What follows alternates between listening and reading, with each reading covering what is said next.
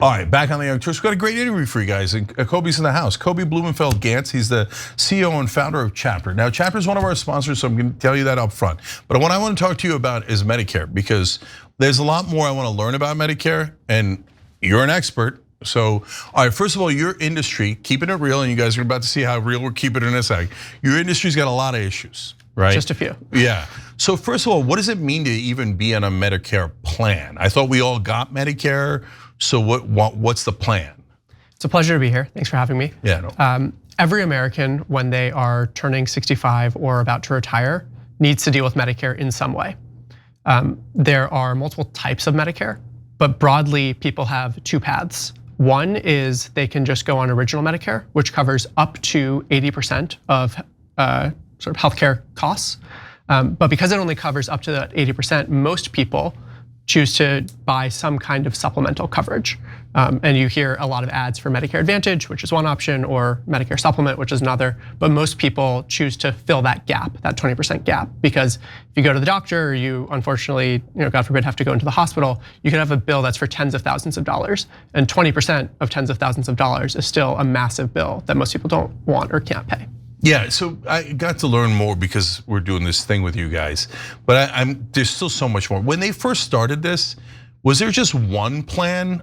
And then when did like 1 million plans come out? Yeah, so original Medicare, which was started by LBJ back in the day, was sort of a government-run single-payer program. Medicare Advantage is the privatization of the supplemental coverage options, which started, I believe, under the first Clinton administration. I'm pretty sure that's when Medicare Advantage plans at least became very popular, and so that's really when things started to. So at that point, a whole bunch of competition pops up, and people are like, "Okay, get my plan, And the selling point is, I assume I'm going to deliver the best plan, most comprehensive plan for you at the lowest cost, right? So do those plans actually do that? In aggregate? The very satisfying answer is it depends. Okay, so what does it depend on? So it really depends on one's personal situations. Broadly, there is a really huge push by a lot of people in the marketplace, by the government, as well as by individual Medicare Advantage plans, United, Aetna, Anthem, whomever, to put people on these privatized Medicare Advantage plans, because there's a belief that these at-risk models or value-based care models keep costs low and deliver better care. That's not, we don't really know if that's correct. There's a lot of competing evidence about whether that's true, and it is an individualized, personalized choice. So we at Chapter actually default in many cases to putting people on original Medicare with a supplement as opposed to Medicare Advantage, because though it is a little bit more expensive in upfront costs and premiums, it has much more robust coverage. You really know what you're getting. Whereas on a Medicare Advantage plan, there's all these holes, there's loopholes, there's a lot of gotchas that insurance carriers use to minimize their costs and keep exposure on the consumer, on the American. So it's tricky. You do comprehensive plans that's Medicare plus Medicare Advantage in essence. Yes. Interesting. We look at every type but of we still get the money from Medicare for that though. The flow of funds is the government to a private Medicare Advantage plan or Medicare Supplement plan. That's right. So the government is ultimately subsidizing it and then putting it on the private insurance carrier to operate that plan. Right, and when we say subsidizing, most of the money, not necessarily all the money, is originally ours that we paid into Medicare. Of course, it's taxes. Right. Oh, it's taxes and yeah, it's paid in. We are all paying Medicare payroll taxes throughout our careers. Yeah, that's right. Okay, so then how do you know which one is the best plan? Because there's probably 1 million out there. Yeah, there's about 25,000 Medicare options in the country, so it's a lot. Jesus, 25,000. Yeah. I didn't know that. Okay. So it's funny when you choose a health insurance plan through your employer, maybe TYY offers health insurance plans to its employees. We at Chapter obviously offer health insurance plans to our employees. Most Americans are covered through an employer plan. You probably have 2 to 3 options, and they're probably all from the same insurance carrier, because your employer or your HR team does the work of selecting the plan predominantly, and then you have 1 to 3 to choose from. In Medicare, there's no HR team, and an individual person has anywhere from 75 to 150 options to choose from that are available in a given area. So I heard a podcast a couple of years ago of a Stanford health economist, a PhD professor at Stanford University, who's a health economist. saying that he can't figure out how to sign up for Medicare. So if someone who is probably one of the smartest people in the country on our health system can't figure it out, how can any of us? Yeah, so are you guys brokers, basically? We monetize as a brokerage, but importantly, we operate more like a consumer advocacy group. So what we do is we look at every single Medicare option. We have a recommendation engine, a lot of technology that makes sure we put people on, or we recommend the plan that's right for each person. And then we as a company earn commissions from the insurance carrier. But our Medicare advisors have no idea what specific insurance carriers pay chapter, because not all do, at what amount they pay chapter. And our Medicare advisors' compensation does not change based on whether they enroll someone in a Medicare Advantage plan or a Medicare supplement plan, or whether it's a plan that chapter even earns money on. So we enroll people in plans every day on which chapter earns no revenue because it's the right thing to do. Okay, so that's interesting and I think probably critical, but first, back up. So, okay, I get into Medicare. At that point, I could just, does the government give me these 75 options, or do I have to Google it? And then does everybody use a broker, or do people just kind of pick on their own, generally speaking? I wish the government had, in the same way that we all wished that taxes were just kind of automated and correct and we didn't have to do all this work to file taxes because it should just be simple. It's not, it's kind of like that in Medicare, where you would think that the government just signs you up for the right plan, or at least for original Medicare. It doesn't, that's not how it works. You as an individual have to take action at the right time. In fact, if you delay or defer enrolling in a Medicare plan and you miss your enrollment window, the government will then impose lifetime penalties on you, which comes in the form of increased premiums over time. So my mom now has to pay lifetime penalties because the brokerage that she used when she was initially signing up, this is before Chapter existed, why I started Chapters, because I saw my parents struggling with it. But she now has lifetime penalties, which is really a shame because it's just an administrative boondoggle, really. I was gonna say, if your mom is on Chapter and she has lifetime penalties, I wouldn't say that out loud. Well, that was before Chapter existed. I'm kidding. Okay, so all right, I'm gonna come back to the brokers because it's super important. I don't want people getting ripped off, right?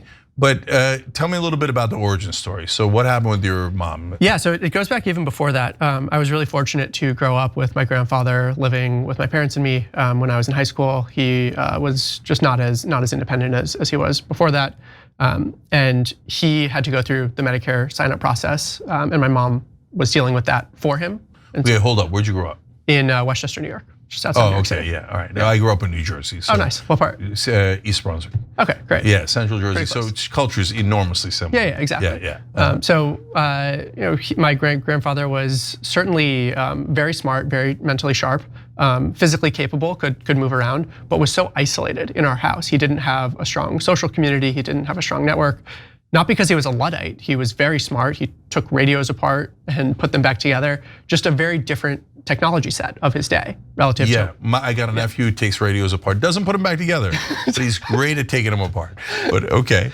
And so I saw my grandfather dealing with it, my mom dealing with it for him. I didn't do anything with it at the time. I went to college, I went to grad school, I worked at a big software company for a long time, helping the government deal with data and deal with complex data systems. And then I saw my parents going through it again when they were retiring. They ended up working with a local broker who didn't really have the data or the tools to be effective, and they got ripped off, as I mentioned. Not necessarily deliberately. I don't mean to say that this broker was malicious. I have no idea if he was, but he certainly didn't have the data or the tools to be effective. And I was just really appalled at how complicated this system was for people who have been paying in to the system their entire careers and who deserve and rely on a health insurance ecosystem that is really failing them. So how did you, okay, so I get the first part, which is people are kind of in the wilderness. Yep. Like, good luck to you, figure it out. If you don't, there'll be lifetime penalties. And if you get the wrong broker, you might pay a lot more than you need to. Good luck, right? Okay, thanks government, appreciate it. But to be fair to the government, they set up Medicare in the first place. Okay, yep. So back when government used to function. So all right, so they're in the wilderness. They can pick blindly, which I assume a lot of people do, right? Absolutely. Yeah, or they could use a broker. Then I do the research when we're thinking of working with you guys. Oh my God, this industry is a little bit of a nest of vipers. Yeah. So like, how did the bad guys who've been caught, how did they get paid, and why is that a perverse financial incentive? Yeah, so the predominant way that the Medicare brokerage industry works, and why I want to start the company as the antidote to this, is Medicare brokers get paid by a subset of insurance carriers to push plans that pay them more. So if I'm a local Medicare broker, I might work with 2 or 3 of the big insurance carriers, and I might only know about those 2 to 3 insurance carriers, even though there are 25 others that exist. And I'm just going to recommend the plans from those 2 or 3 to my people that I'm talking to. And worse than that, I might get paid 2 or 3x by a Medicare Advantage plan relative to a Medicare supplement plan. And so I'm going to try to get as many people as I can onto a Medicare Advantage plan, whether that's right for them or not. So this is like, you go to a hotel in a town you're not familiar with, and you go ask the valet or whoever, hey brother, where should I go to a restaurant or a play? And you don't know that Tony came and talked to him earlier. Yeah, he's getting a kickback. Yeah, exactly. He's, oh brother, your brother, exactly. They bring him down to the Parmesan place. Exactly. Right, and so same thing. Same thing, except it's your healthcare.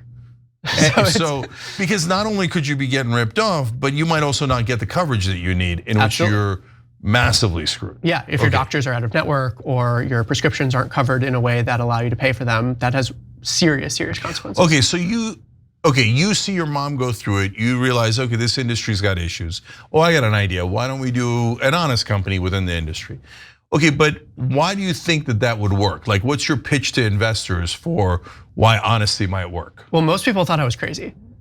Most people told me it wouldn't work, to be clear. I think it's that whenever you're challenging status quo, people are confused or scared or just don't really know what to make of it. In fact, I'm now persona non grata in the Medicare industry. Good for you. The legacy Medicare brokerage industry is putting up videos about how evil I and Chapter are because we are shedding light on the evils of the industry. It's no, listen, brother. Now you're talking my language. Okay, I'm shunned in Washington for the same reasons, right? So okay, that's actually I never thought that's the best ad you could have is the rest of the industry attacking you. But yeah, I never thought I'd have the industry issuing takedown ads of me, which I actually think is good because it means they're threatened by us in a good way. Because we are starting to grow, and if we're known for anything, it's for being the fastest growing and most honest, only honest really, Medicare navigation platform in the country. But when I think about sort of where we're going and really the broad vision of the company, even from inception, Medicare was always a big part of it, but it was never the only part of it. What we really want to do is build the trust layer between America's seniors and American technology in this age of AI, because there's so much opportunity for seniors to get the best value out of all these new technologies, but equal opportunity for them to get scammed and screwed by those same technologies. Okay, so the very core of the issue is, why can people trust you? Because like I'm sure the other guy's gonna say the same thing, and right? They do say the same thing. You're right. So how do we know you're not like them and you're the right guy? Yeah, I mean, I like to say taste the soup, try it, and people can kind of see when they use it. But I mean, we commit contractually. I've testified at the Senate, at the US Senate on this. I've been very public about our stances on what we will do and won't do. And we are the only Medicare company in the country that will say we pay our Medicare advisors even when Chapter earns nothing. As an example, that simple statement. There's not a single other Medicare organization in the country that does that or that can say that. Just as one example. So, okay, you mentioned that there's a kind of a wall inside your company. So how, tell me more about that wall. What's the purpose of the wall, first of all? Yeah, purpose is to make sure we remain unbiased. Because if we don't have that unbiased or neutral nature, then we're just like everyone else. And I would rather shut the company down than be So you're saying the people who recommend the plan don't know who you guys are getting the commission from on the other side of the wall. Or how much that commission is, correct. Or how much that commission is. And then on top of that, we still- I see, because so if you have plan A, that's gonna give you 3x commission to Chapter. Plan B gives you 2x, plan C only gives you 1x. If this guy on the other side of the wall knows it, he's gonna lean towards 3x because his commission, his or if his bonus. compensation or bonus or performance, right, changes. And we don't do commission-based pay, to be clear, for our team, but most companies do. I see. Exactly. So if you're doing commission-based pay and you know that company's gonna pay your company 3x and hence you 3x, you're gonna pick that company whether they're the right plan or not the right plan. Even if it's subconscious or like, okay, these two plans, like it might be a little bit worse, but it's okay. It just creeps in a way that's really unacceptable. So how do we know there's not because it's not like this doesn't happen on Wall Street, where they pretend to have walls and then one guy comes around the wall and goes, psst, psst. How do we know that's not happening? I mean, we're a very small company. It just doesn't happen. It's a technology barrier, to be clear. So they're in two totally different systems that don't talk to each other. We have our internal platform that our Medicare advisors use that has every single Medicare option, a recommendation engine, and just allows the Medicare advisor to help the consumer directly. Totally separately, we have a finance system that looks at our revenue and our costs and things like that. But there's two totally different systems, so it wouldn't even be possible. Yeah. So I don't know if in the context of this interview I should say 707 TYT help, but you kind of convinced me. You convinced me before, otherwise you wouldn't be a sponsor, right? But guys, I want to ask you something about politics in a second, having nothing to do with this. But just so you know, we did our research and we saw a whole bunch of companies doing exactly what Kobe's describing here, right? Cheesy stuff, working on commission, selling people out. We saw you weren't doing that. We saw the industries attacking you. So that was some good. And the DOJ stuff now. Yeah. So tell folks about the DOJ stuff. So the DOJ unveiled an investigation into the 3 largest Medicare brokerages earlier this year, basically accusing them of exactly what I've been saying for 5 years. And when I started Chapter, everyone said I was crazy. Everyone said, oh, these companies aren't that bad. They're not doing what you're saying they're doing. And now the DOJ sort of, at least they haven't been convicted yet, but the DOJ at least is shedding a lot of evidence and a lot of light on these bad practices. So now the public is starting to become aware of what's going on, which I think is very healthy, actually. Yeah, no, I love it. I love light's always a good disinfectant. Absolutely. Yeah. So okay, it's politics. So Medicare, every once in a while, people scream, "Oh, it's going to run out of money. We're all screwed." So, but to be fair, we do have an aging population, and that is a problem. So, what's the current state of Medicare, in your opinion? We have about between 65 and 70 million Americans on Medicare today. That will grow to 80 to 90 million over the next decade. It's growing very quickly just because of the demographic shifts. We do have a Medicare trust fund that is not sustainable. Along with our Social Security infrastructure, our Social Security trust fund, and they're pretty interlinked because of age and demographics. So yeah, I think we have been able to bail ourselves out, so to speak, by taking on more debt, by continuously funding the Medicare program. But at some point, it will topple over if we do nothing. That's absolutely true. Okay, so Social Security is a relatively easy fix because if you just lift the cap, right? Say it's blocked around 170,000 at this point, and I get the logic of it. Hey, if you're paying up to 170,000, you're going to get back commensurate, income from Social Security when you retire, right? You're all paying in, you're all getting back, but and so lifting the cap is almost cheating a little bit because it's asking wealthy folks to pay more in than they're going to get back, whereas everybody else is kind of paying in what they're going to get back, right?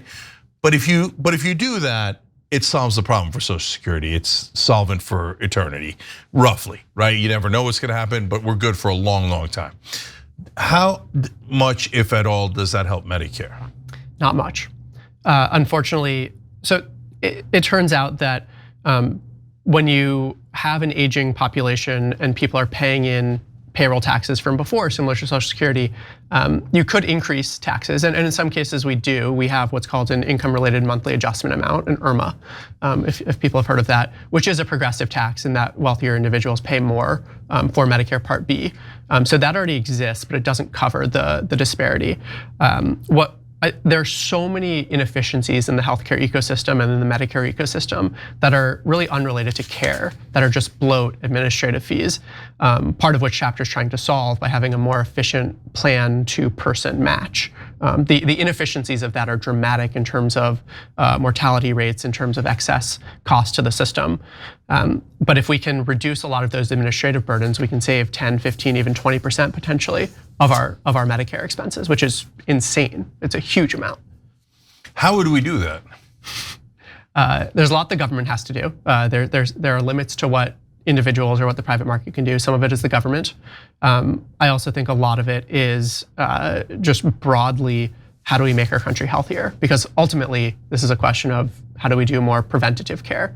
I think one of the biggest challenges in the American healthcare ecosystem, not even specific to Medicare, just all of our health insurance, the way it works is we don't have a great longitudinal incentive for insurance carriers to keep people healthy proactively, right? If I'm a 60-year-old on a United Health Insurance plan through my employer, I might be on a Cigna plan when I'm 61. So why should United invest a ton of money in me to keep me healthy?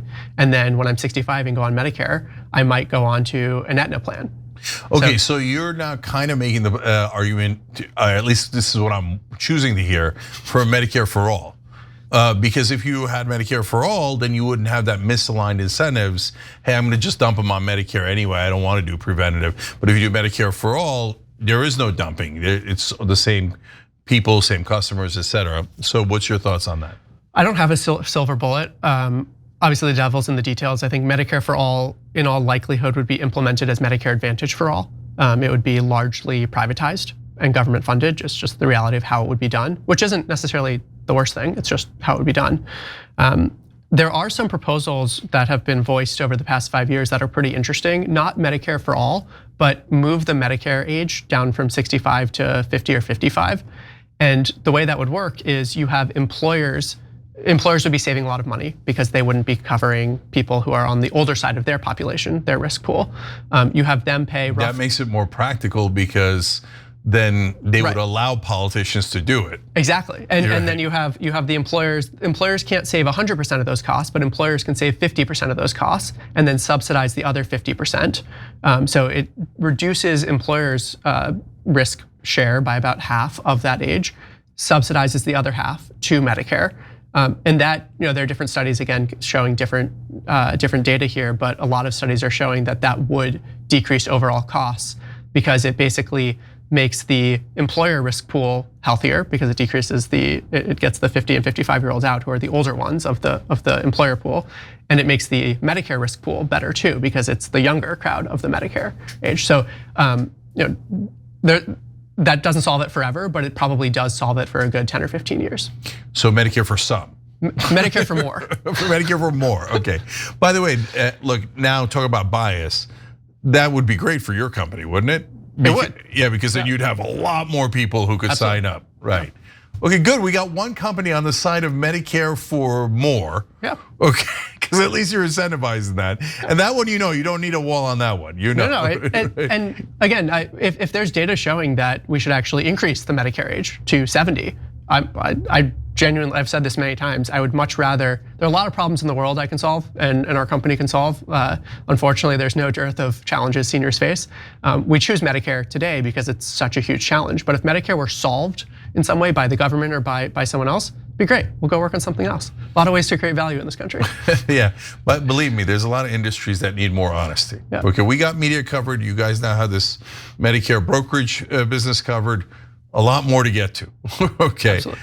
All right, Kobe Blumenfeld-Gantz, CEO and founder of Chapter. Appreciate it, brother. Thank you. Thanks for having me. All right, absolutely. Every time you ring the bell below, an angel gets his wings. Totally not true, but it does keep you updated on our live shows.